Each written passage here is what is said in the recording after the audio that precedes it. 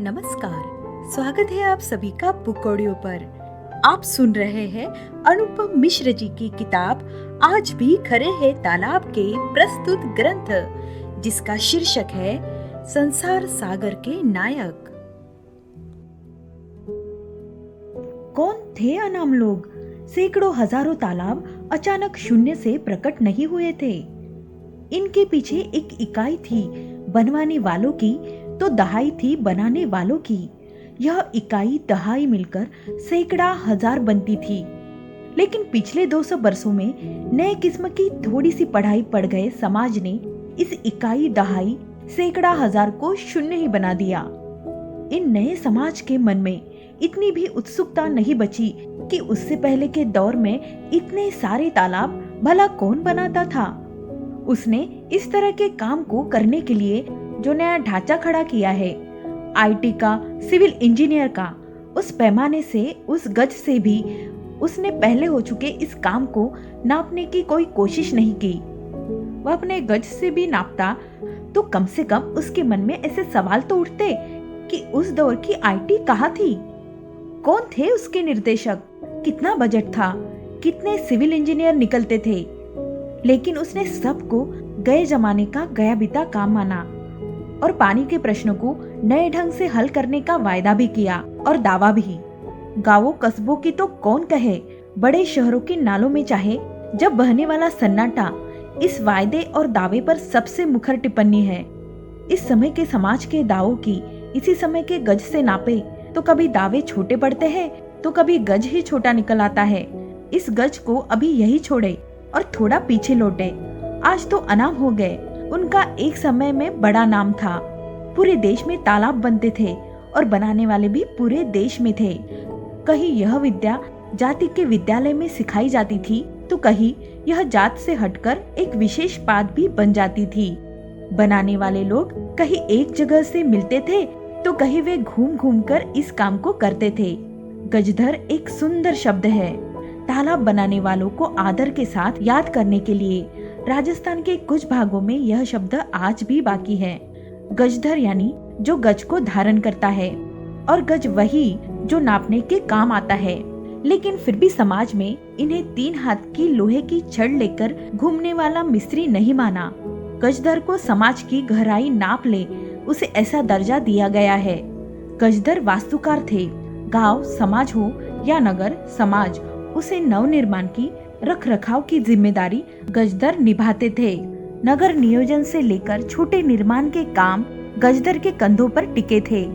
वे योजना बनाते थे, कुल काम की लागत निकालते थे, काम में लगने वाली सारी सामग्री जुटाते थे और इस सब के बदले वे अपने जजमान से ऐसा कुछ नहीं मांग बैठते थे जो वे दे न पाए।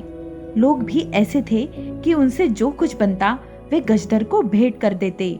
काम पूरा होने पर पारिश्रमिक के अलावा गजधर को सम्मान भी मिलता था। सरोपा भेंट करना अब शायद सिर्फ सिख परंपरा में ही बचा है, पर अभी कुछ समय पहले तक राजस्थान में गजधर को गृहस्थ की ओर से बड़े आदर के साथ सरोपा भेंट किया जाता रहा है। पगड़ी बांधने के अलावा चांदी और कभी कभी सोने के बटन भी भेंट दिए जाते थे। जमीन भी उनके नाम की जाती थी। पगड़ी पहनाए जाने के बाद गजधर अपने साथ काम करने वाली टोली के कुछ और लोगों का नाम बताते थे। उन्हें भी पारिश्रमिक के अलावा यथाशक्ति कुछ न कुछ भेंट दी जाती थी। कृतज्ञता का यह भाव तालाब बनने के बाद होने वाले भोज के विशेष रूप से देखने में आता था। गजधर हिंदू थे और बाद में मुसलमान भी। सिलावट या सिलावटा नामक एक जाति वास्तुकला में बहुत निष्णात हुई है। सिलावटा शब्द शिला यानी पत्थर से बना है। सिलावटा भी गजधरों की तरह दोनों धर्मों में थे। आबादी के अनुपात में उनकी संख्या काफी थी। इनके अपने मोहल्ले थे।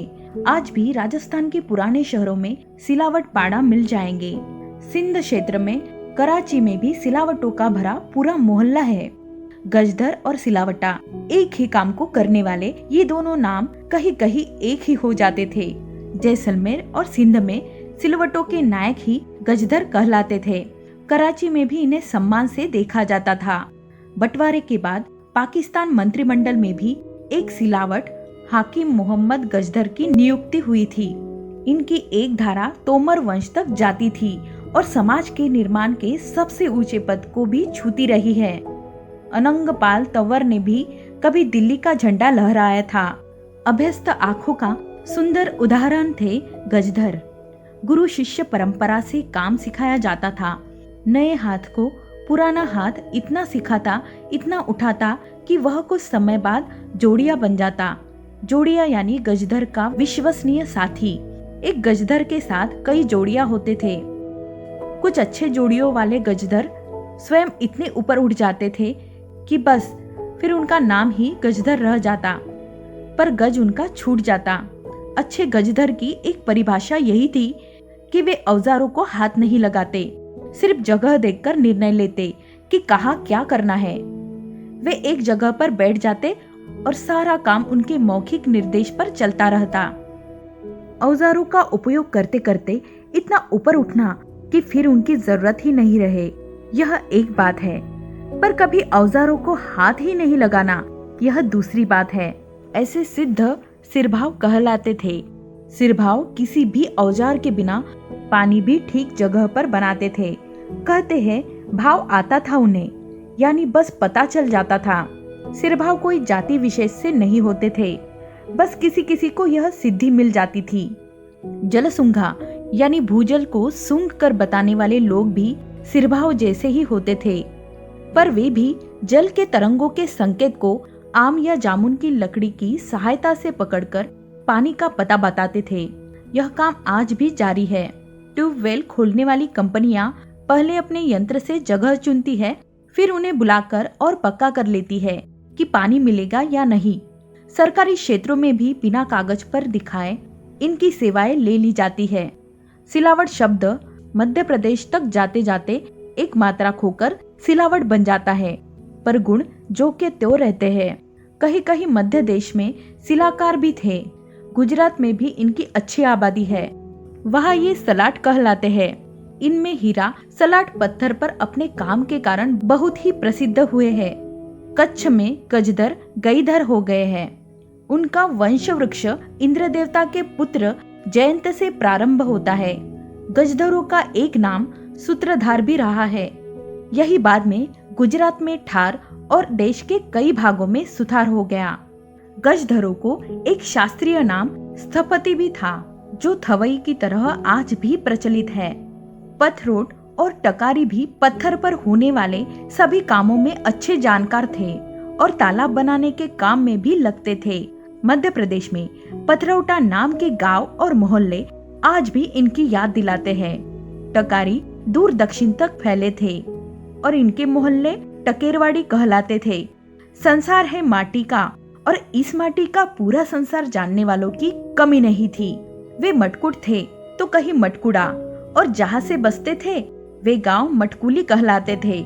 सोनकर और सुनकर शब्द सोने का काम करने वालों के लिए थे, पर यह सोना सोना नहीं मिट्टी ही था। सोनकर या सुनकर राजलहरिया भी कहलाते थे। ये अपने को रघुवंश के सम्राट सगर के बेटों से जोड़ते थे। अश्वमेध यज्ञ के लिए छोड़े गए घोड़ों की चोरी हो जाने पर सगर पुत्रों ने उसको ढूंढ निकालने के लिए सारी पृथ्वी खोद डाली थी और अंत में कपिल मुनि के क्रोध के पात्र बन बैठे थे। उसी शाप के कारण सोनकर तालाबों में मिट्टी खोदने का काम करते थे, पर अब क्रोध नहीं पुण्य कमाते थे। ये ईंट बनाने के काम में भी बहुत कुशल रहे हैं। खंती भी तालाब में मिट्टी काटने के काम में बुलाई जाते थे। जहाँ से किसी वजह से न हो, वहाँ कुम्हार से तालाब की मिट्टी के बारे में सलाह ली जाती थी। तालाब की जगह का चुनाव करते समय बुलई बिना बुलाए जाते थे। बुलई यानी जिन्हें गांव की पूरी पूरी जानकारी रहती थी।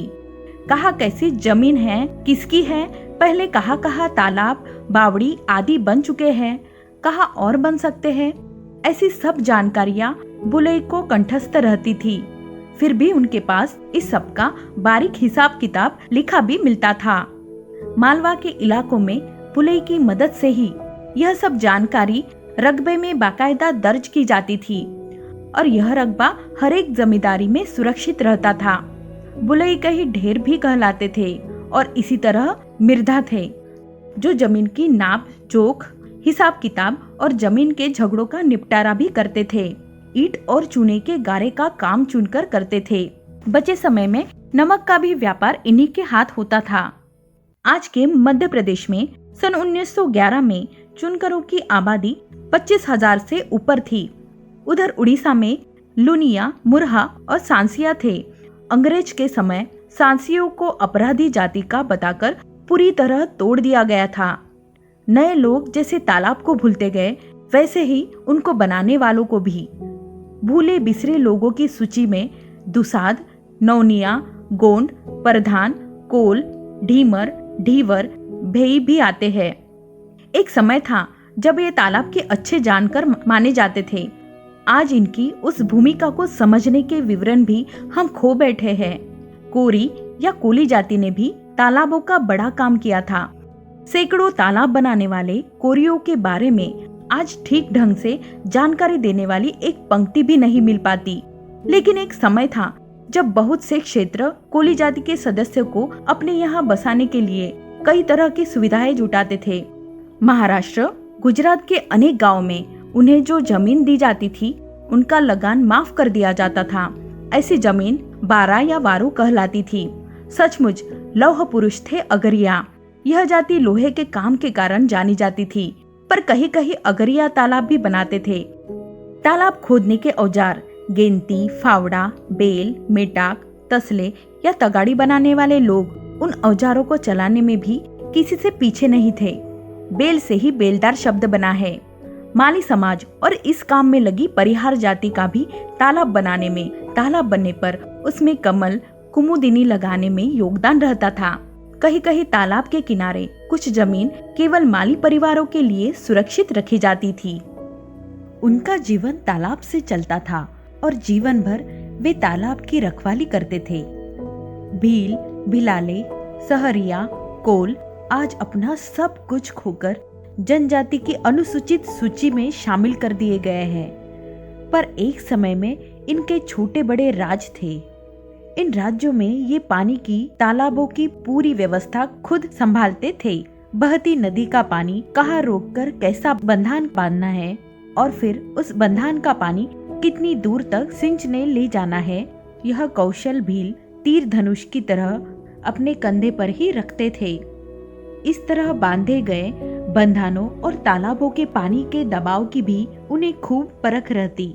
दबाव कितना है और कितनी दूरी के कुओं को वह हरा कर देगा, यह भेद वे अपने तीर से रेखा खींचकर बता सकते थे। राजस्थान में यह काम मीणा करते थे। अलवर जिले में एक छोटी सी नई संस्था तरुण भारत संघ ने पिछले 10 वर्षों में 2000 से अधिक तालाब बनाए हैं। उसे हर गांव में यही लगा कि पूरा गांव तालाब बनाना जानता है। कठिन से कठिन मामलों में संस्था को बाहर से कोई सलाह नहीं लेनी पड़ी, क्योंकि भीतर तो मीणा थे जो पीढ़ियों से यहाँ तालाब बनाते रहे हैं। भीलों में कई भेद थे।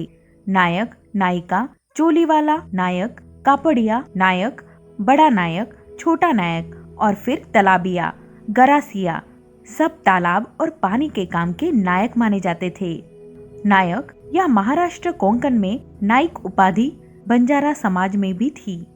वन में विचरने वाले बंचर, बिंचर धीरे धीरे बंजारे कहलाने लगे। ये आज दयनीय बना दिए गए हैं, पर एक समय ये शहर से दूसरे शहर सैकड़ों पशुओं पर माल लादकर व्यापार करने निकलते थे। गन्ने के क्षेत्र से धान के क्षेत्र में गुड़ ले जाते और फिर धान लाकर दूसरे क्षेत्रों में बेचते थे। शाहजहां के वजीर आसफ जहां जब सन 1630 में दक्खन आए थे तो उनकी फौजी का सामान भंगी जंगी नाम के नायक बंजारों के बैलों पर लदा था। बैलों की संख्या थी 1,80,000।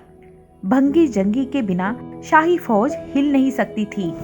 उनकी प्रशंसा में वजीर आसफ जहां ने उन्हें सोने से लिखा एक ताम्रपत्र भेंट किया था। वर्णनों में कुछ अतिशयोक्ति होगी, पर इनके कारवां में पशु इतने होते कि गिनना कठिन हो जाता था।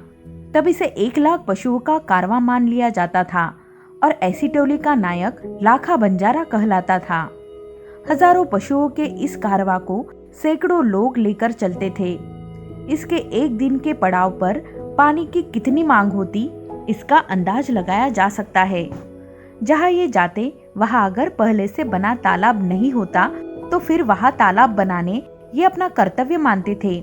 मध्य प्रदेश के सागर नाम की जगह में बना सुंदर और बड़ा तालाब ऐसे ही किसी लाखा बंजारे ने बनाया था। छत्तीसगढ़ में आज भी कई गांवों में लोग अपने तालाब को किसी लाखा बंजारे से जोड़कर याद करते हैं। इन अज्ञात लाखा बंजारों के हाथों से बने ज्ञात तालाबों की सूची में कई प्रदेशों के नाम समा जाएंगे। गोंड समाज का तालाबों से गहरा संबंध रहा है। महाकौशल में गोंड का यह गुण जगह जगह तालाबों के रूप में बिखरा मिलेगा।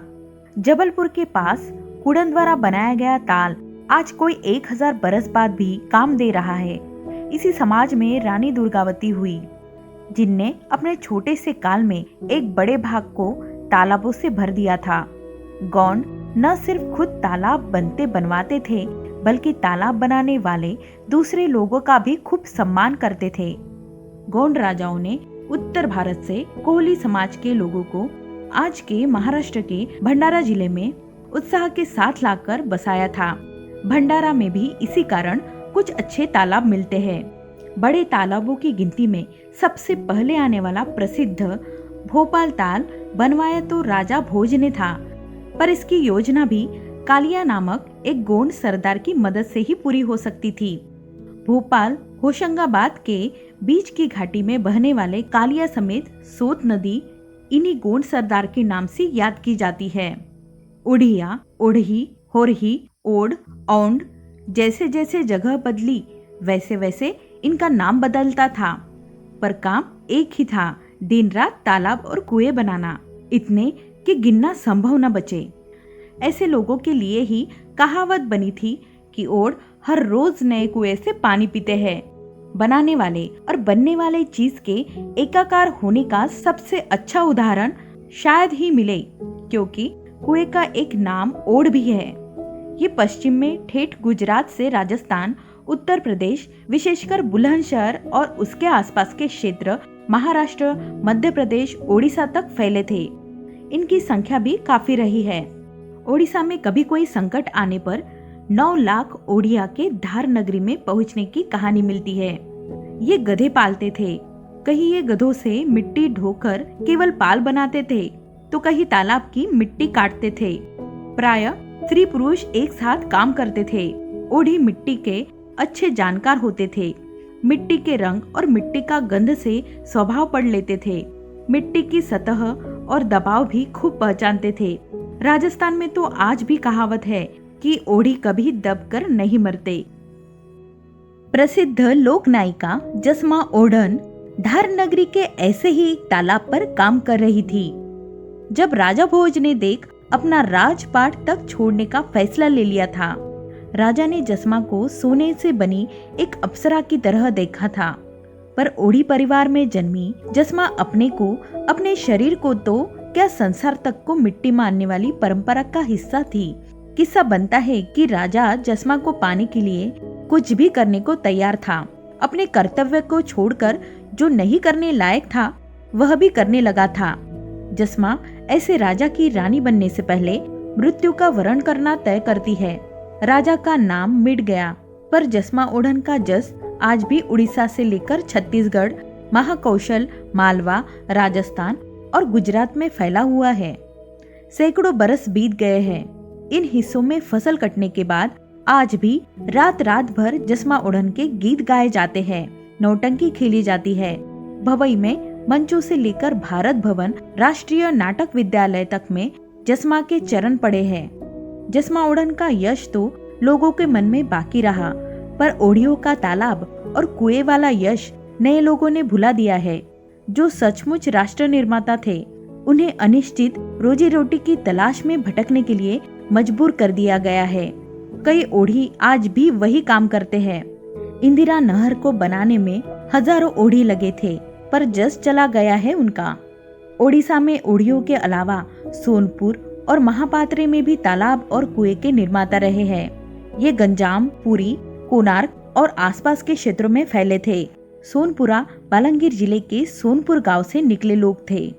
एक तरफ ये मध्य प्रदेश जाते थे तो दूसरी तरफ नीचे आंध्र तक।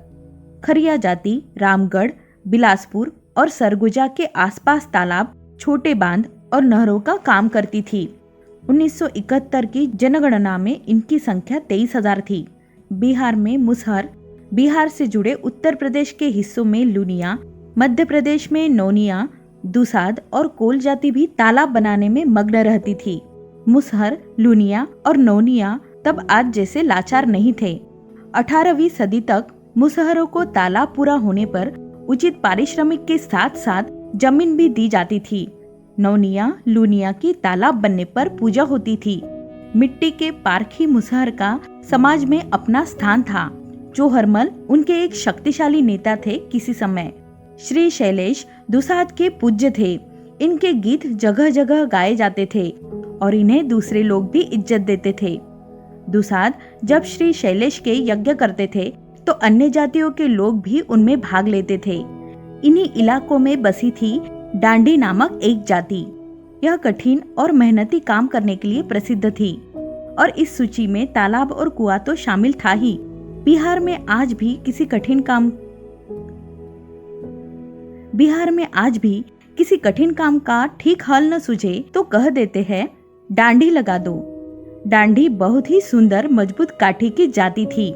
इस जाति के सुडौल गठीले शरीर मछली गिनने का न्योता देते थे। आज के बिहार और बंगाल में बसे संथाल सुंदर तालाब बनाते थे। संथाल परगने में बहुत कुछ मिट जाने के बाद भी कई आहर यानी तालाब संथालों की कुशलता की याद दिलाने खड़े हैं। महाराष्ट्र के नासिक क्षेत्र में कोहलियों के हाथों इतने बंधान और तालाब बने थे कि इस हिस्से पर अकाल की छाया नहीं पड़ती थी। समुद्र तटवर्ती गोवा और कोंकण प्रदेश घनघोर वर्षा के क्षेत्र है, पर यहाँ वर्षा का मीठा पानी देखते ही देखते खारे पानी के विशाल समुद्र में मिल जाता है। यह गावड़ी जाति की ही कुशलता थी कि पश्चिमी घाट की पहाड़ियों पर ऊपर से नीचे तक कई तालाबों में वर्षा का पानी वर्ष भर रोक कर रखा जाता था। यहाँ और इससे ही जुड़े कर्नाटक के उत्तरी कन्नड़ क्षेत्र में चीरे नामक पत्थर मिलता है। तेज बरसात और बहाव को इसी पत्थर के सहारे बांधा जाता है। चीरे पत्थर को खानों में निकालकर एक मानक आकार में तराशा जाता रहा है। इस आकार में रत्ती भर परिवर्तन नहीं आया है। इतना व्यवस्थित काम बिना किसी व्यवस्थित ढांचे के नहीं हो सकता था। बुद्धि और संगठन का एक ठीक तालमेल खड़े किए बिना देश में इतने सारे तालाब न तो बन सकते थे न टिक ही सकते थे। यह संगठन कितना चुस्त दुरुस्त रहा होगा, इस प्रश्न का उत्तर दक्षिण की एक झलक से ही मिलता है। दक्षिण में सिंचाई के लिए बनने वाले तालाब एरी कहलाते हैं। गांव-गांव में एरी थी और उपेक्षा के 200 वर्षों में इस दौर के बावजूद इनमें से हजारों एरिया आज भी सेवा कर रही है। गांव में पंचायत के भीतर ही एक और संस्था होती थी, एरी वारियम। एरी वारियम में गांव के 6 सदस्यों की 1 वर्ष के लिए नियुक्ति होती थी। एरी से संबंधित हर एक काम, एरी बनाना, उसका रख रखाव, सिंचाई की उचित और निष्पक्ष व्यवस्था और इन सब कामों के लिए सतत साधन जुटाना वारियम के जिम्मे होता था। वारियम के 6 सदस्य इन कामों को ठीक से नहीं कर पाए तो उन्हें नियुक्त की अवधि से पहले भी हटाया जा सकता था। यहाँ एरी बनाने का काम वोदार करते थे। सिंचाई की पूरी व्यवस्था के लिए एक पद होता था। इसे अलग अलग क्षेत्र में नीरघंटी, नीरगंटी, नीरआनी, कम्बक कट्टी और माइयन थेट्टी के नाम से जाना जाता था। तालाब में कितना पानी है, कितने खेतों में सिंचाई होनी है, पानी का कैसा बंटवारा करना है, ये सारे काम नीरघंटी करते थे। नीरघंटी का पद अनेक क्षेत्रों में सिर्फ हरिजन को ही दिया जाता था और सिंचाई के मामले में उनका निर्णय सर्वोपरि रहता था। किसान कितना भी बड़ा क्यों न हो, इस मामले में नीरघंटी से छोटा ही माना जाता था। एक तरफ दक्षिण में नीरघंटी जैसे हरिजन थे तो पश्चिम में पालीवाल जैसे ब्राह्मण भी थे। जैसलमेर, जोधपुर के पास 10वीं सदी में पल्ली नगर में बसने के कारण ये पल्लीवाल या पालीवाल कहलाए। इन ब्राह्मणों को मरुभूमि में बरसने वाले थोड़े से पानी को पूरी तरह से रोक लेने का अच्छा कौशल सध गया था। वे खड़ीन के अच्छे निर्माता थे। मरुभूमि का कोई ऐसा बड़ा टुकड़ा जहाँ पानी बहकर आता हो। वह 2 या 3 तरफ से मेड़बंदी कर पानी रोक कर विशिष्ट ढंग से तैयार बांधनुमा खेत को खड़ीन कहा जाता है। खड़ीन खेत बाद में है, पहले तो तालाब ही है। मरुभूमि में सैकड़ों मन अनाज इन्हीं खड़ीनों में पैदा किया जाता रहा है। आज भी जोधपुर, जैसलमेर, बाड़मेर क्षेत्र में सैकड़ों खड़ीन खड़ी है। लेकिन पानी के काम के अलावा स्वाभिमान भी क्या होता है, इसे पालीवान ही जानते थे। जैसलमेर में न जाने कितने गांव पाली वालों के थे। राजा से किसी समय विवाद हुआ, बस रातों रात पाली वालों के गांव खाली हो गए। एक से एक कीमती सुंदर घर, कुएं, खड़ीन सब छोड़कर पालीवाल राज्य से बाहर हो गए। आज उनके वीरान गांव और घर जैसलमेर में पर्यटक को गाइड बड़े गर्व के साथ दिखाते हैं। पालीवाल वहां से निकलकर कहाँ गए इसका ठीक अंदाज नहीं है, पर एक मुख्य धारा आगरा और जौनपुर में जा बसी थी। महाराष्ट्र में चितपावन ब्राह्मण भी तालाब बनाने से जुड़े थे। कुछ दूसरे ब्राह्मणों को यह ठीक नहीं लगा कि ब्राह्मण मिट्टी खोदने और ढोने के काम में लगे। कथा है वासुदेव चित्तले नामक चितपावन ब्राह्मण की। वासुदेव ने कई तालाब, बावड़ी और कुएं बनाए थे। जब वे परशुराम क्षेत्र में एक बड़ा सरोवर बना रहे थे और उनके कारण अनेक ब्राह्मण मिट्टी खोद रहे थे, तो देवरुख नामक स्थान से आए ब्राह्मणों के एक समूह ने उनका विरोध किया। तब वासुदेव ने उन्हें शाप दिया कि जो भी ब्राह्मण तुम्हारा साथ देंगे वे तेजहीन होकर लोगों की निंदा के पात्र बनेंगे। उस चितपावन के शाप से बाद में ये लोग देवरुख ब्राह्मण कहलाए। देवरुख ब्राह्मण तेजहीन हुए कि नहीं, लोक निंद बने कि नहीं, पता नहीं, लेकिन चितपावन ब्राह्मण अनेक क्षेत्र और देश में भी हर मामले में अपनी विशेष पहचान बनाए रहे हैं। कहा जाता है पुष्करणा ब्राह्मणों को भी तालाब ने ही उस समय समाज में ब्राह्मण का दर्जा दिलाया था। जैसलमेर के पास पोखरण में रहने वाला यह समूह तालाब बनाने का काम करता था। उन्हें प्रसिद्ध तीर्थ पुष्कर जी के तालाब को बनाने का काम सौंपा गया था। रेत से घिरे बहुत कठिन क्षेत्र में इन लोगों ने दिन रात एक करके सुंदर तालाब बनाया। जब वह भरा तो प्रसन्न होकर इन्हें ब्राह्मणों का दर्जा दिया गया। पुष्करणा ब्राह्मणों के यहाँ कुदाल रूपी मूर्ति की पूजा की जाती रही है। अपने पूरे शरीर पर राम नाम का गुदना गुदवाने और राम नाम की चादर ओढ़ने वाले छत्तीसगढ़ के राम नामी तालाबों के अच्छे जानकार थे। मिट्टी का काम राम का ही नाम था इनके लिए। रायपुर, बिलासपुर और रायगढ़ जिलों में फैले इस संप्रदाय के लोग छत्तीसगढ़ क्षेत्र में घूम घूम कर तालाब खोदते रहे हैं। संभवतः इस घूमने के कारण ही इन्हें बंजारा भी मान लिया गया था। छत्तीसगढ़ में कई गांवों में लोग यह कहते हुए मिल जाएंगे कि उनका तालाब बंजारों ने बनाया था। रामनामी परिवारों में हिंदू होते भी अंतिम संस्कार में अग्नि नहीं दी जाती थी। मिट्टी में दफनाया जाता था, क्योंकि उनके लिए मिट्टी से बड़ा और कुछ नहीं। जीवन भर राम का नाम लेकर तालाब का काम करने वाले के लिए जीवन के पूर्ण विराम की इससे पवित्र और कौन सी रीति होगी। आज ये सब नाम अनाम हो गए हैं। उनके नामों का स्मरण करने की यह नाम माला गजदर से लेकर रामनामी तक की नाम माला अधूरी ही है। सब जगह तालाब बनते थे और सब जगह उन्हें बनाने वाले लोग थे। सैकड़ों हजारों तालाब शून्य में से ही प्रकट नहीं हुए थे, लेकिन उन्हें बनाने वाले लोग आज शून्य बना दिए गए हैं। प्रस्तुत ग्रंथ संसार सागर के नायक का संदर्भ। सब जगह तालाब है और इसी तरह सब जगह उन्हें बनाने वाले लोग भी रहे हैं। इन राष्ट्र निर्माताओं को आज के समाज के पढ़े लिखे लोग और जो लिखते पढ़ते हैं वे कैसे भूल बैठे, यह बात आसानी से समझ में नहीं आती। इन अनाम बना दिए गए लोगों को फिर से समझने में आज के नाम वाला पढ़ा लिखा ढांचा कोई कहने लायक मदद नहीं दे पाता। एक तो यह ढांचा इन तक पहुंच नहीं पाता, फिर पहुंच भी जाए तो इन्हें मिस्त्री और राज से ज्यादा पहचानता नहीं।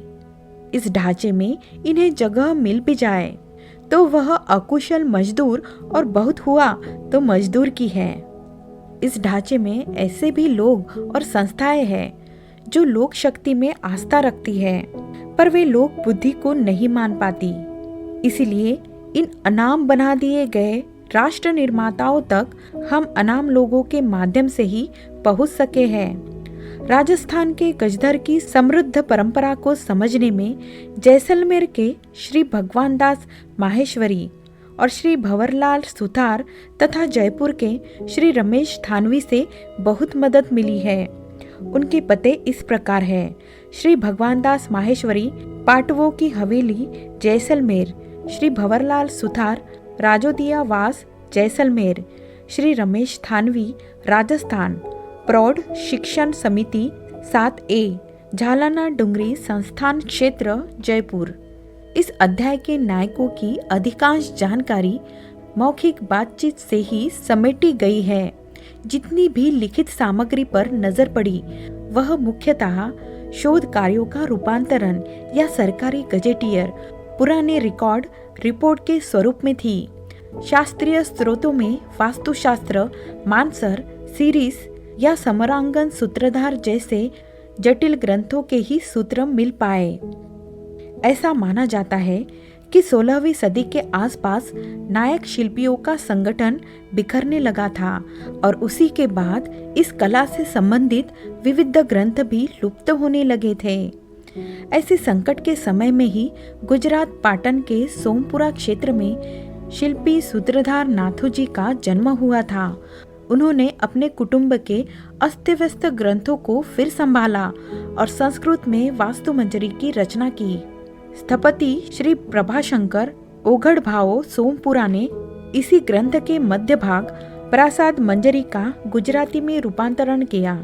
ऐसे काम की श्रृंखला में श्री भारतानंद सोमपुरा ने इसे हिंदी पाठकों के लिए सन 1964 में प्रस्तुत किया। इस पुस्तक की भूमिका शिल्पी के भेदों पर अच्छा प्रकाश डालती है। ये है स्थपति यानी स्थापत्य की स्थापना में संपूर्ण योग्यता रखते हैं। इनके गुण कर्मों का अनुसरण करने वाले पुत्र या शिष्य सूत्रग्राही कहलाते हैं। ये रेखाचित्र बनाने से लेकर स्थपति के सारे कार्यों के संचालन में निपुण होते हैं। बोलचाल की भाषा में ये सुतार छोड़ो नाम से भी जाने जाते हैं। सूत्रमान प्रमाण जानने वाले तक्षक पत्थरों का छोटा बड़ा काम स्वयं करते हैं। काष्ठ और मिट्टी के काम में निपुण वर्धकी होते हैं, पर केवल कौशल का गुण ही श्रेष्ठ शिल्पी की योग्यता की पहचान नहीं। वास्तुशास्त्र के अनुसार यजमान को चाहिए कि शिल्पी के गुण दोष को भी कसौटी पर कस ले। कर्म के गुण के साथ आचरण में गुणवान सिद्ध होने वाला ही श्रेष्ठ शिल्पी हो सकता है। धार्मिक, सदाचारी, मिष्टभाषी, चरित्रवान, निष्कपटी, निर्लोभी, बहुबंध वाला, निरोगी, शारीरिक रूप से दोषहीन होना भी उतना ही महत्वपूर्ण है जितना कि चित्ररेखा में कुशल होना या शास्त्र और गणित का ज्ञाता होना। समाज को बनाने और संवारने वाले शिल्पी परिवार को ठीक तरह से समझने में इस पुस्तक की भूमिका बहुत उपयोगी सिद्ध हो सकती है। उड़ीसा के महापात्र और उनसे जुड़ी शिल्पी परिवार आज भी पुरी और भुवनेश्वर में बसे हैं। इन्हीं के पूर्वजों ने जगन्नाथपुरी और भुवनेश्वर के सुंदर मंदिरों का निर्माण किया था। अनंगपाल की दिल्ली और उस काल में 11वीं सदी के महरौली के पास बने अनंगताल नामक तालाब को पुरातत्व विभाग ने पिछले वर्ष ढूंढ निकाला है। योगमाला मंदिर के पीछे चल रही खुदाई अभी पूरी नहीं हुई है, लेकिन पत्थर की कई विशाल सीढ़ियों से सजे एक गहरे लंबे चौड़े तालाब का आकार उभरने लगा है। भूमि में गहरे जल को देखने वाले सिरभाव के बारे में बीकानेर के श्री नारायण परिहार और श्री पूनम चंद तथा नरसिंहपुर मध्य प्रदेश के किसान श्री केशवानंद मिश्र से जानकारी मिलती है। पथरोट, टकारी, मटकूट, सोनकर जैसे नाम और शब्द धीरे धीरे भाषा से हटते गए हैं, इसलिए इन शब्दकोशों में ये नहीं मिलते। इनकी सूचना हमें इन शब्दों की तरह ही पुराने पढ़ गए शब्दकोशों से मिली है। वनवासी समाज पर, जो कहने को बहुत से शोध ग्रंथ है, पर ये ज्यादातर खान पान रहन सहन का वर्णन करते हैं।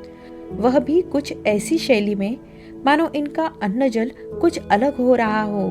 भद्दे किस्म के कुतूहल या एक विचित्र उपकार की भावना से भरे ऐसे साहित्य में वनवासी समाज के उत्कृष्ट गुणों, पानी से संबंधित तकनीकी कौशल की झलक मिलना संभव नहीं है।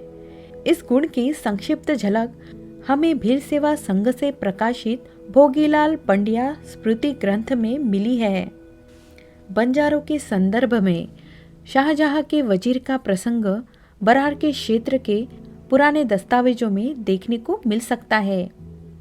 इनमें श्री A.C. लायल द्वारा तैयार किया गया बरार जिला गजेटियर सन 1870 और बरार सेंसस सन 1881 उपयोगी सिद्ध हो सकते हैं।